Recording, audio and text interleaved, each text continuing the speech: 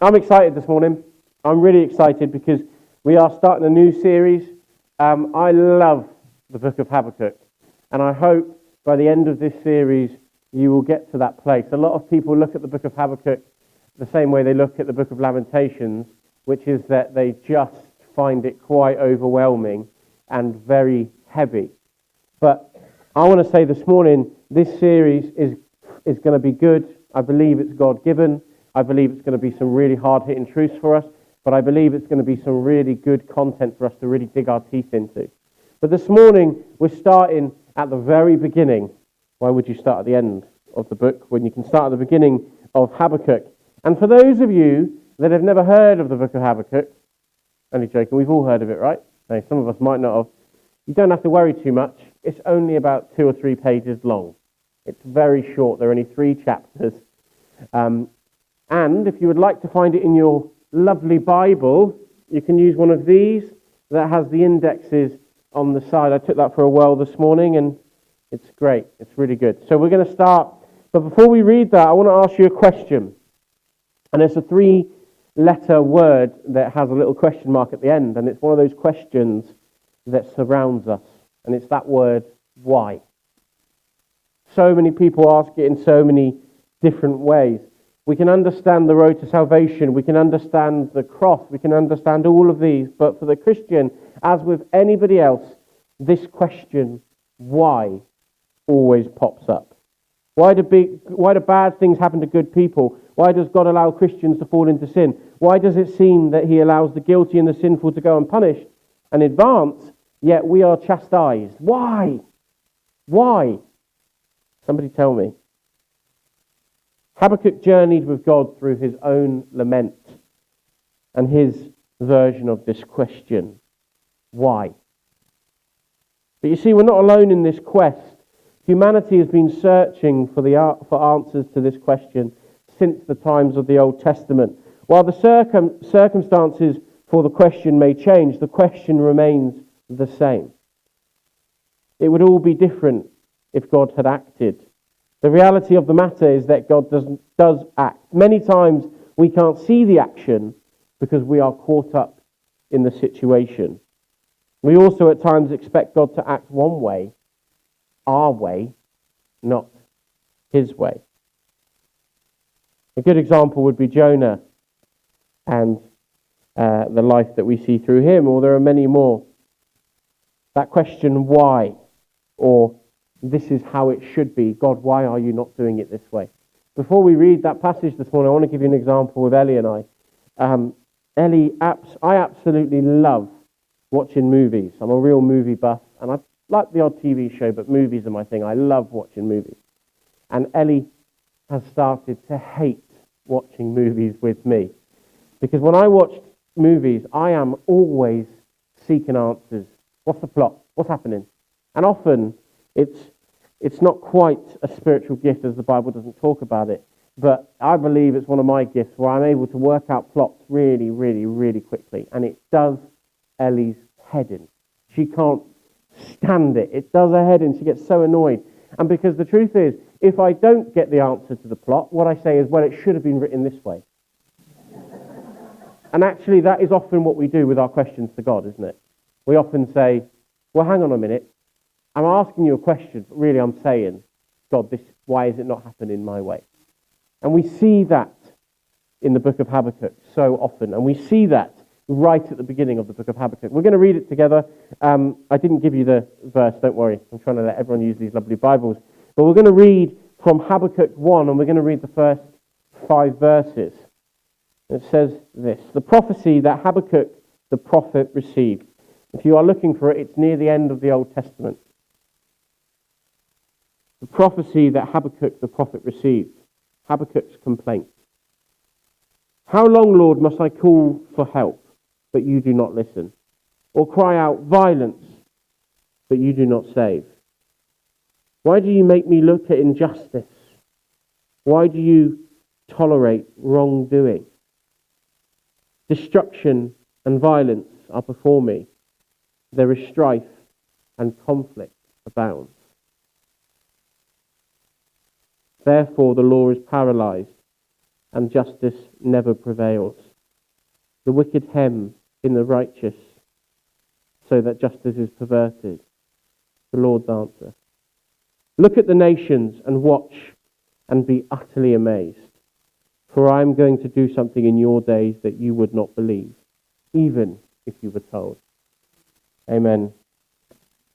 God always blesses that public reading of his scriptures. And actually, this passage is one that we are going to try and attempt to wrestle with this morning and make sense of this morning.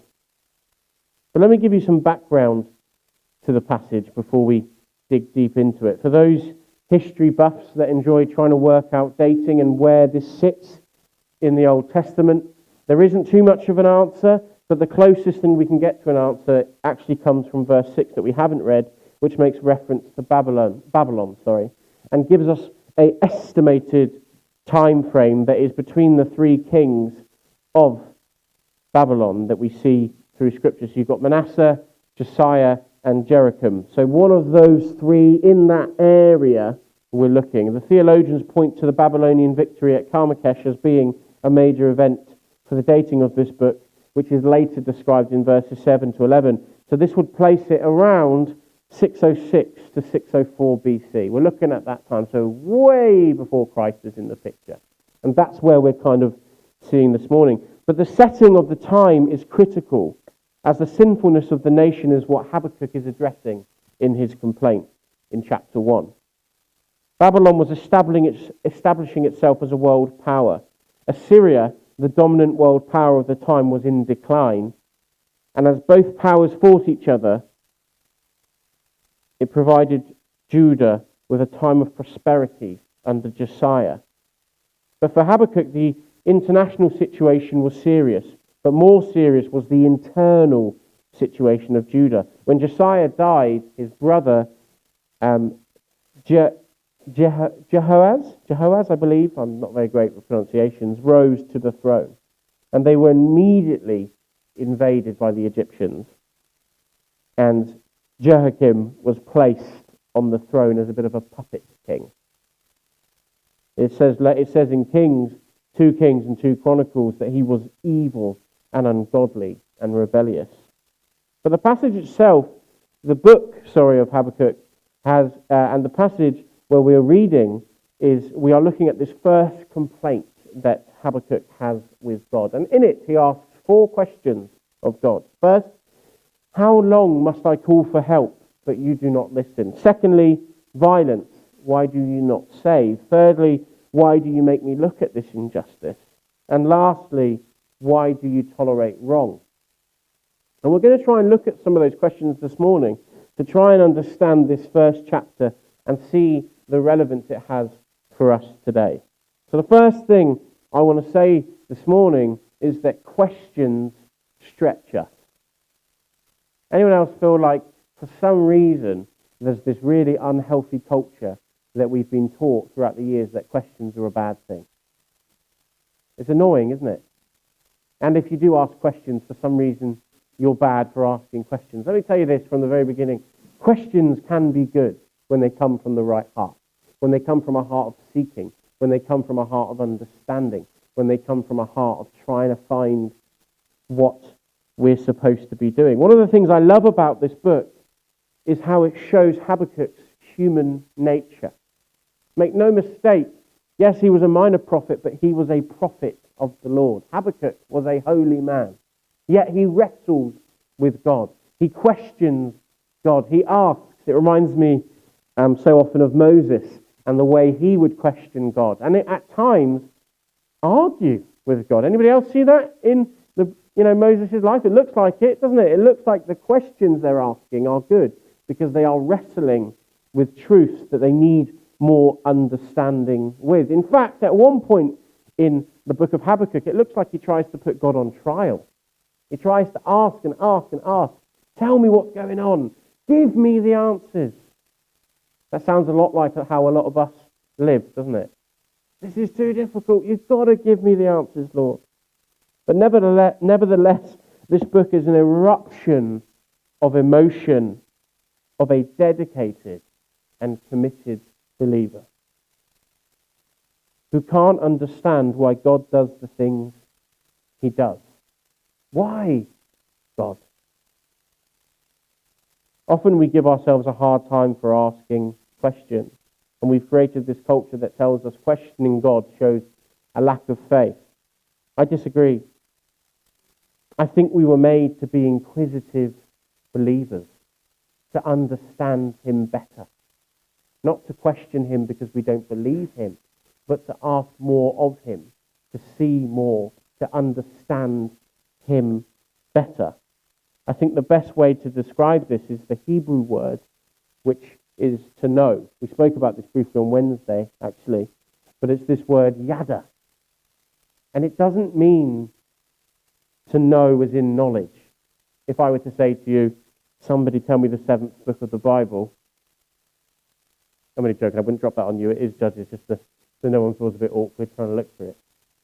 It's not about knowledge, it's about intimacy. And that word yada means to know something intimately, to know God intimately, to know his heart, to understand him better, to be inquisitive because you have this desire to be more intimate with your Father. Not to just question of him because you want knowledge, but because you want understanding. There's a difference. And when it comes to God, what Habakkuk is doing is he is crying out because he wants to understand. He wants to be more intimate. And like I said, this book is an eruption of emotion where a committed believer of God is questioning because he doesn't know where else to look. Remember that word, look. We're going to come back to that. It's a bit like this word yada. For me, the best way to describe it is those moments where if you have a partner or a loved one, they know what you're thinking before you even say it. You know, often I'll be sat with Ellie at an event or around the table or something, and all she does is she looks at me and smirks, or we've all got it, right, with our partner. We've all got the look, haven't we? There's always a look, and you look at your partner and you go, you know what I'm thinking, and I know what you're thinking, and we both don't like this situation, or we both really like this situation. And that doesn't come without spending time together. It doesn't come without knowing each other more intimately. An example would be when we're, and here's a little plug, sorry if you've ever done this, I'm not shaming you publicly, but if you ever invite me to your house for dinner, don't serve me salad, right? 1, look at me, but 2, I believe wholeheartedly that salad is rabbit food, and I will not touch it. I do not see the point in it. So when tangent there, sorry. When Ellie and I are out, often if somebody puts salad in front of me, she looks at me, and she gives me the look, because she's finding it hilarious, because she knows what's going to happen next is I'm going to pick up my fork and kind of push it around my plate for a bit, and maybe attempt to eat a couple of leaves, but the whole thing won't be gone. You know, that intimate knowing of each other. I know what you are thinking before you even say it. That is that word yada. And actually, what Habakkuk's desire is to know God so intimately that he understands the whole picture. You see, questions can be helpful, but they can also stretch us. Laura Whistler says this: we look at Job, we can look at Lamentations, we can look at the Psalms, we can look at so many heroes of the faith who at different times had questions, who faced unbelief, yet God kept them, and they continued in their doubts. Hear this word: to lean towards God. To lean and doubt in a way that continued to keep them attached to the vine and seeking Jesus in all of it. You see, to question the Creator is not necessarily to not believe. Sometimes it helps us grow more intimately and deep with him. It reminds me of Thomas. It reminds me of so many different biblical heroes. Habakkuk is crying out for an answer because he needs the Lord to help him understand, but he also wants to know him better. I think we expect that the more time we spend with God, then the less questions we have. But the reality is the more time we spend with him, the more we need to get used to living in questions and faith and actually understand that we know less about him. The second thing I want to talk to us about this morning is, are we asking the right questions? Wouldn't be right for me to preach without a quote from Mr. Lewis. Can a mortal ask questions which God finds unanswerable? Quite easily, I should think. All nonsense questions are asked. unanswerable. How many hours are in a mile? Is a yellow square or round? Probably half the quest. The rest should come up. But probably half the quest is looking for the right answers. And that is what we need to be doing. We need to be asking the right questions of God, not just the nonsense questions that our emotions are making us ask. Are we asking the right questions? Sometimes we say, why hasn't he acted, rather than how is he going to act? Just because he hasn't done it there and then doesn't mean it won't be an answer coming. Are we asking the right questions? It's human nature to want vengeance, to see bad people get theirs. Look at the second question that Habakkuk puts to God. Violence, but you do not save. It's passive-aggressive. He's asking a passive-aggressive question of God. I love that. I think that's truth. I think that's honest. I think that's vulnerable. What are you doing? There's so much violence. Why aren't you doing anything about it? He's so intimate with God, he's even dropping a bit of shade. What are you doing? Habakkuk asks, why do you make me look at this injustice? Why do you tolerate wrong? But let's get this very clear. God does not tolerate wrong. The Old Testament shows us what happened to Israel, and that ultimately God does not tolerate sin. He may choose to overlook it for a time. He may even choose to help people learn from it, but he may overlook it for a time to allow humanity to have a chance of forgiveness. He may need time to rise up an agent of judgment or justice. But one thing is sure, that judgment comes from the Lord. Habakkuk's statement in verse 4 expresses his sentiments well when he says this: the law seems paralyzed.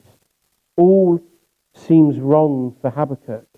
He complains to God, and then God answers. The questions of Habakkuk were rhetorical in nature. He did not expect God to answer. He was crying out, nor did he expect the answer he got.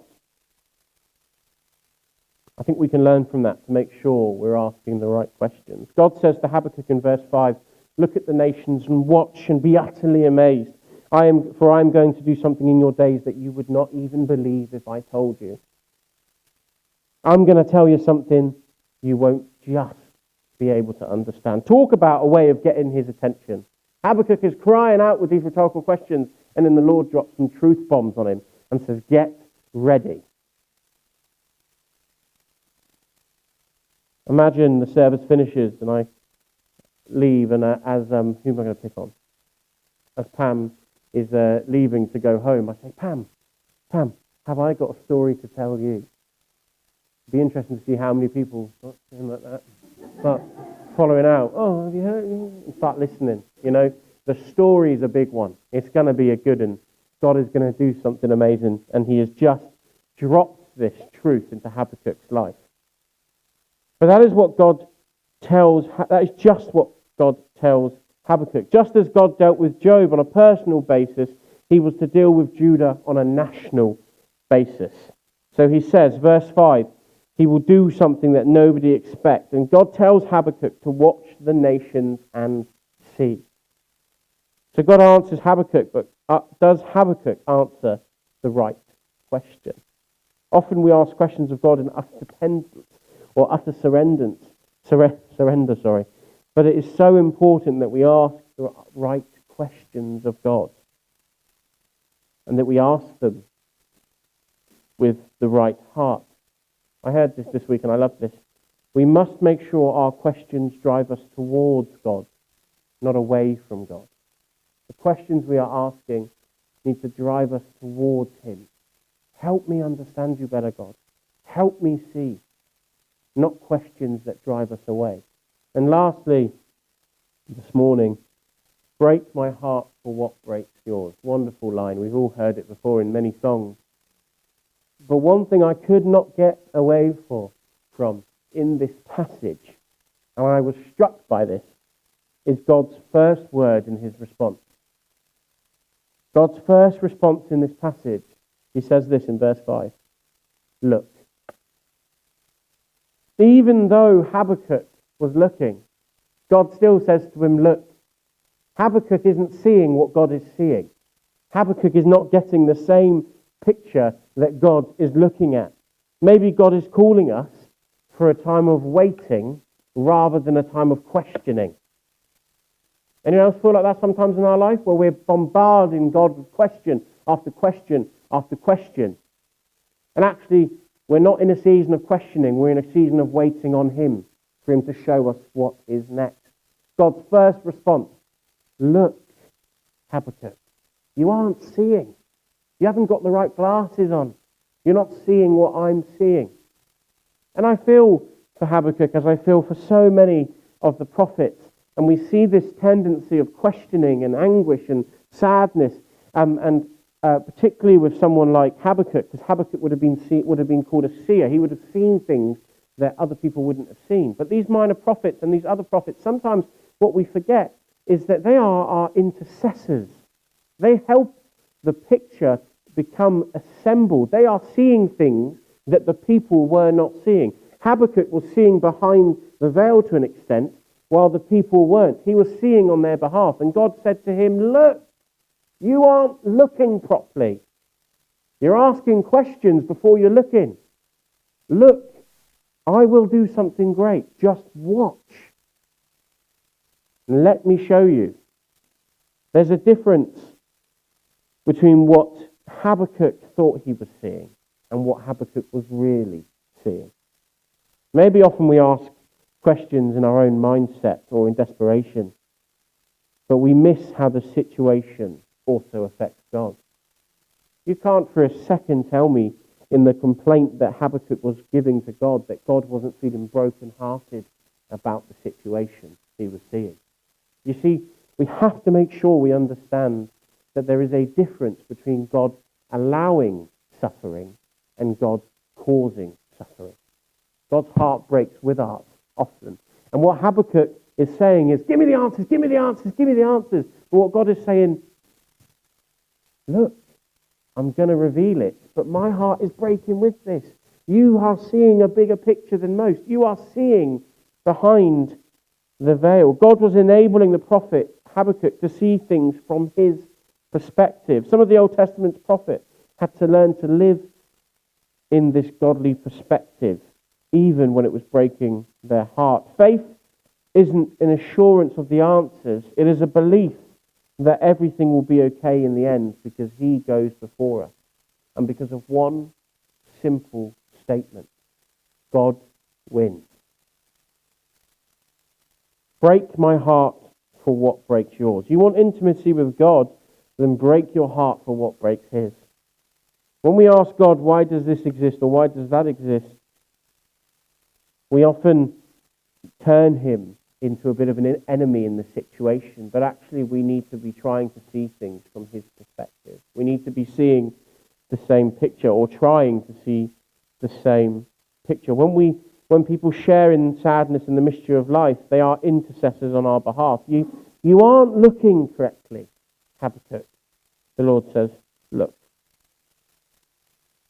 Because we know that God is always working, don't we?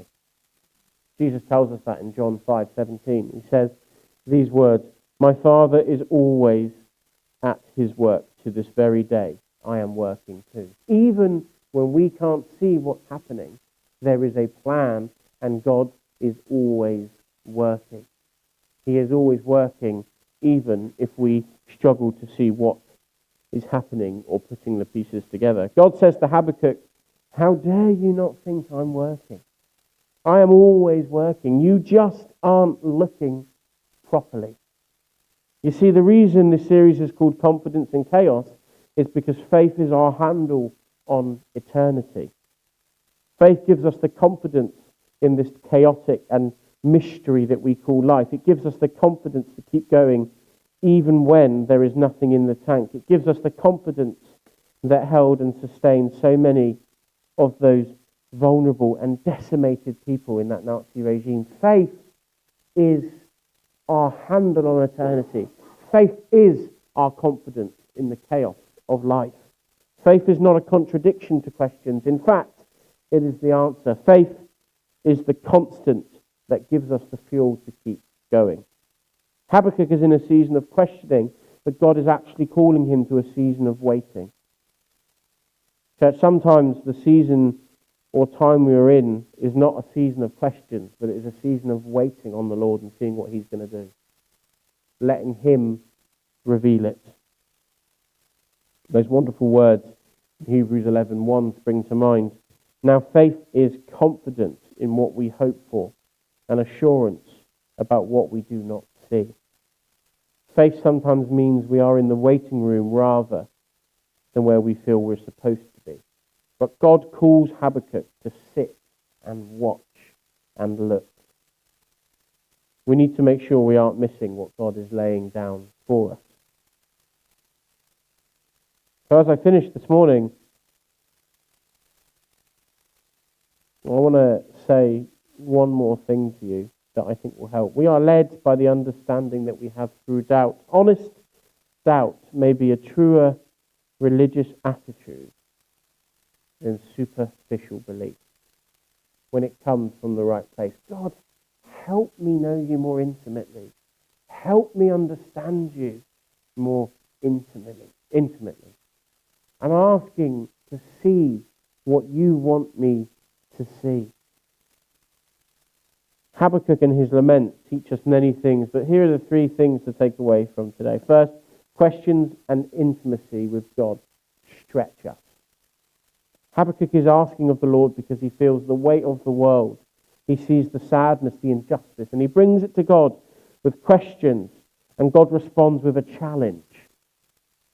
Sometimes we ask questions, but we're not prepared to be stretched by the answer we're going to get from those questions.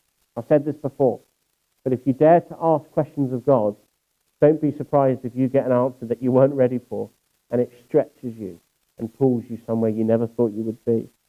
Number two, are we asking the right questions? Sometimes we ask questions of God, but they aren't what we need. What we are truly asking for is his presence and his help. Habakkuk asks for the picture that God is creating, but God tells him to look because he is missing the bigger picture that Habakkuk was narrowly looking at. And lastly, break our hearts for what breaks yours. Habakkuk wears the pain and the heart of God as he is giving an insight into what God is seeing. God's heart breaks with ours when there is pain and sadness. But sometimes in that season of difficulty, we are called to wait upon him rather than just ask of him.